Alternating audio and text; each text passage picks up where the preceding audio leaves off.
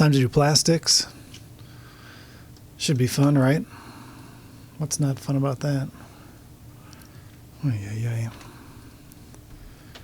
Okay, so we're going to just take a plane, and what I did is I scaled all the plastics to be the same size as the playfield, so we could just take this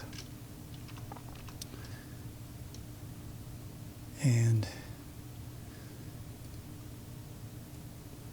basically put a material on here that is connected to our plastics image, and there it is.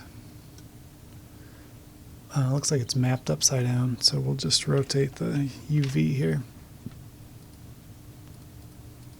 I don't know why these seem to turn off at random.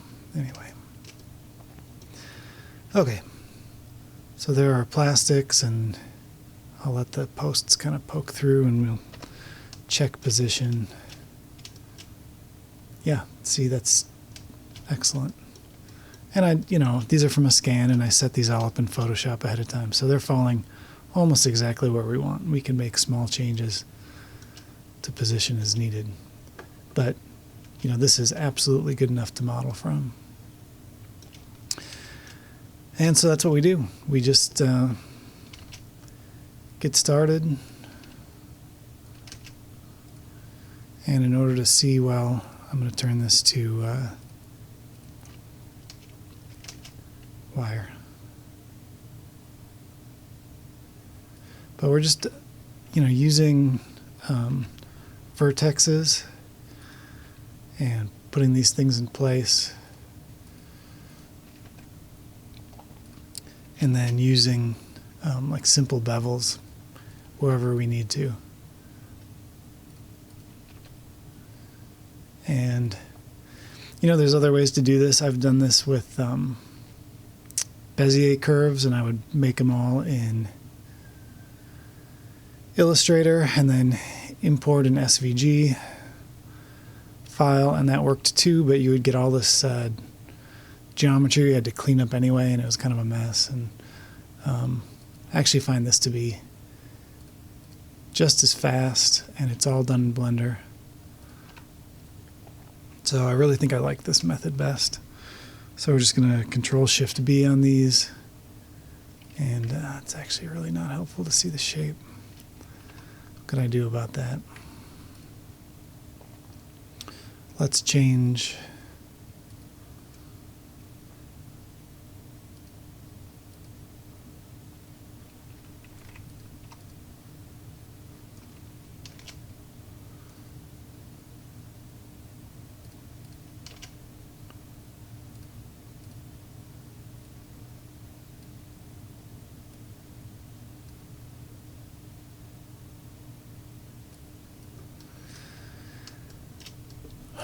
yeah, how about that, huh?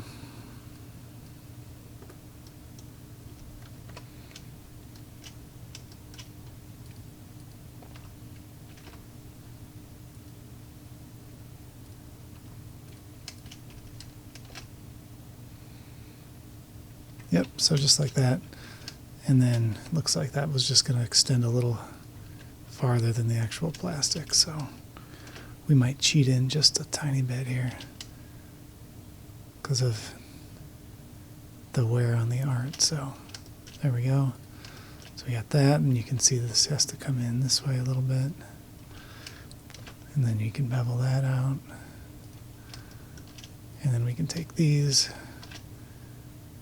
and bevel those. So you can see, we don't have a lot of spared geometry. In fact, there's too little. We need some vertexes along the really long paths here. So let's add those. But there we go. There's one done. And then, of course, because these are roughly the same shape, there's two done, more or less. Always a little something to tweak.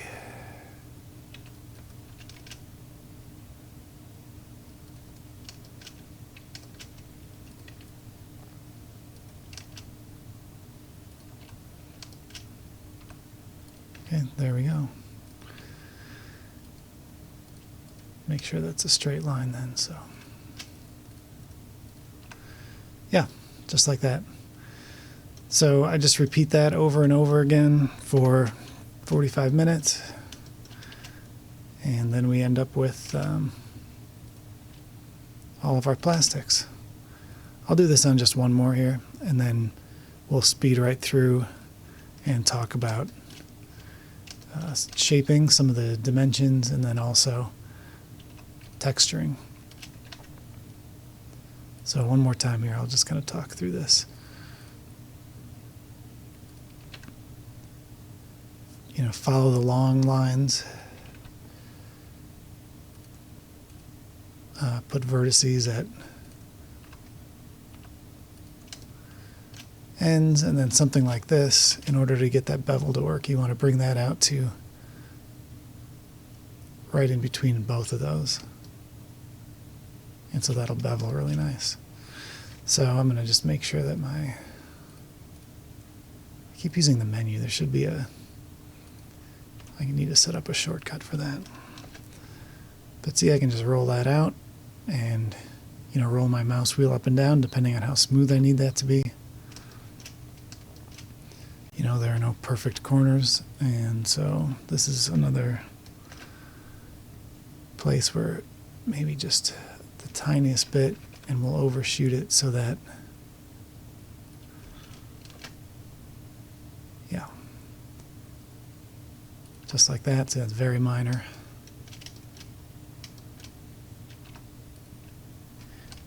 Here as well.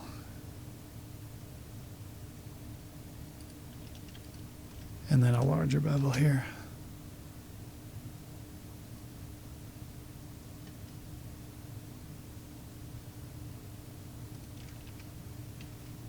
All right. So there we go. You can see I'm cheating in just a tiny bit. Better to, you know, clip in a little bit and get all of your art, I think.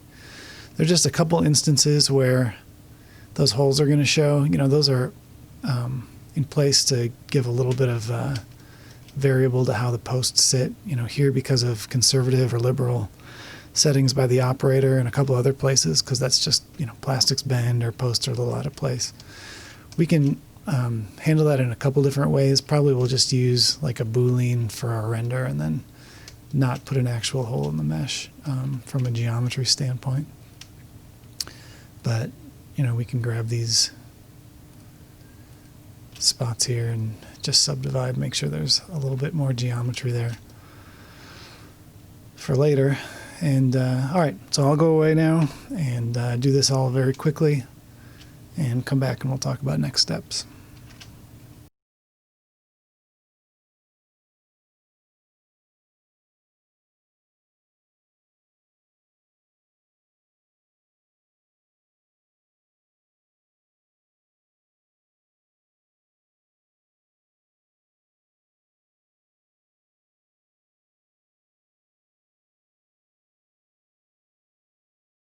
Okay, total exaggeration.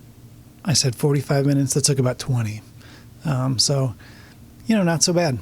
A couple things to point out here, if you're going to do this method, is you don't want these really long stretches with no vertexes. It doesn't work great, especially if you're going to use a subdivide surface modifier. You don't want it. So if you can find any of those areas where you've got like a really long stretch without a vertex, you want to go, you know, break those up a couple times over. Oops.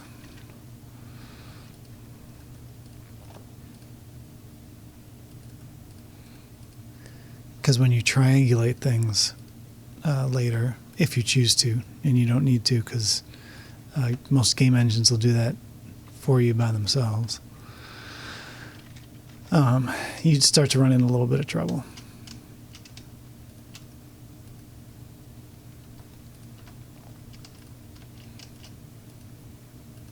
So I just want to make sure that that's all good. Okay, I like that a lot better. So now I'm going to grab all of these that we just made.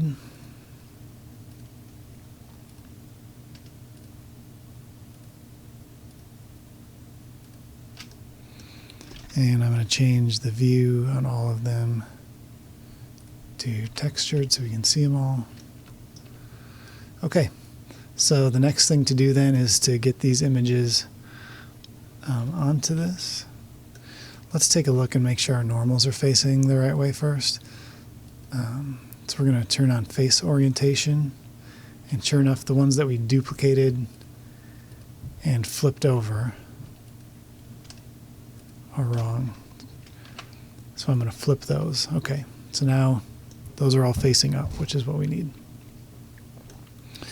With those selected, we're going to go directly overhead. We're also going to select that plane that we have our plastics image on.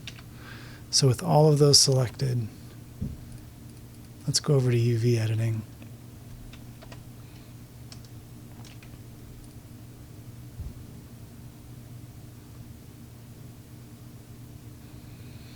And I think this will go well. We're going to project from view bounds. And so that is going to, first of all, not work. I hate that. It's all right. There's an easy solution. It's just kind of a pain. If somebody sees what I'm doing here and knows what I'm doing wrong, please let me know, because I always run into this. I have all these selected. They're separate meshes, but they're all selected. And so you should be able to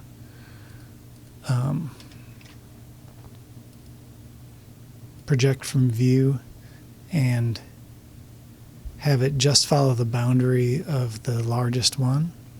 But I don't know. Anyway, it just doesn't work quite right. So what you can do then is you can, with all of them selected, just join them. They're so easy to split apart. So if they're all joined, now you know it'll actually work. So there. And with those mapped that way, actually 180 degrees, there we go. Now you can see our plastics have their image, and what I can do is just find this face. That was our kind of our map for all these, and delete it, and voila. So then I can take these, set them right on top of those nuts that we created. Notice that they're just a little bit low yet. We need them to sit flat on top of the rails. There we go. Okay. So there they are. And for the most part, that's going to be good. There are just a couple spots where there were taller posts, and I don't know if it's even stock that these are this way, but I saw it on a couple different reference images. So that one's taller, and I'd imagine it's because of the drop targets there. I don't know. This one ended up being a tall one too, and I think because it's just one, I'm going to swap that out and assume that was an error. Anyway, so those are all there on a flat plane, and I don't have any kind of material set up for this yet. In fact, let me go do that now.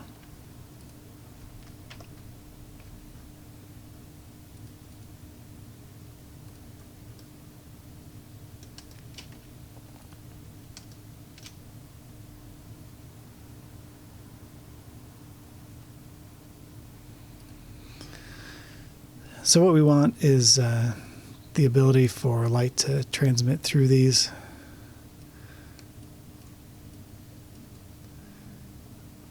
So we're going to add some subsurface scatter.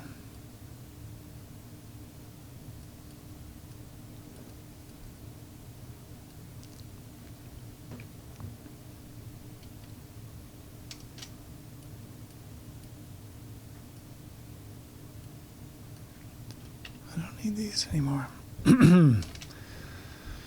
Okay, then we're going to add a mix shader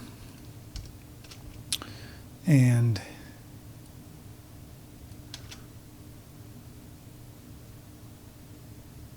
a translucent shader. We're going to mix these, and then we can play with the amount until there's kind of the right amount of light shining through the plastics, but also so they look good when there's not light shining through them. And that, can be adjusted by roughness or clear coat or whatever, depending on what we're using for material. Now these are just this is just the printing, the screen printing, not the acrylic that's above them. So keep that in mind. But for now that's okay. And then the other trick, it's not a trick. But okay, so the top face is the art, but if you flip these over, look, also the art. Real plastics aren't like this. The back is white. And when you have light bouncing off of this and then back onto the play field, you don't want this. You don't want this reflecting onto the play field. It's not realistic. It's not what happens in real pinball. So what you have to do is the backs of these need to be white. And, thankfully that's really easy. You need to have a geometry input, a mix shader, and you need to select the back facing and connect it here. And then whatever you want on the back, which is just a white surface, plug it in there.